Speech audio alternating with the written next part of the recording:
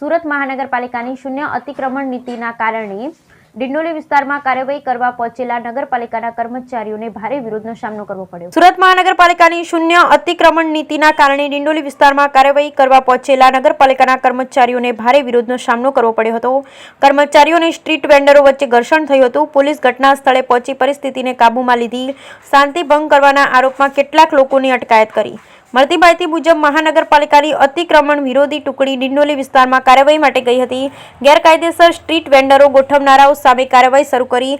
આ જોઈ વિસ્તારના તમામ શેરી વિક્રેતાઓ એકઠા થઈ ગયા અને તેમનો વિરોધ કરવા લાગ્યા। મ્યુનિસિપલ કોર્પોરેશન કાર્યકરોએ તેમને સમજાવવાનો પ્રયાસ કર્યો અને કાર્યવાહી ચાલુ રાખી, જેના કારણે બંને પક્ષો વચ્ચે મારામારી શરૂ થઈ। Bureau report, Sunil Ganjawala, Surat.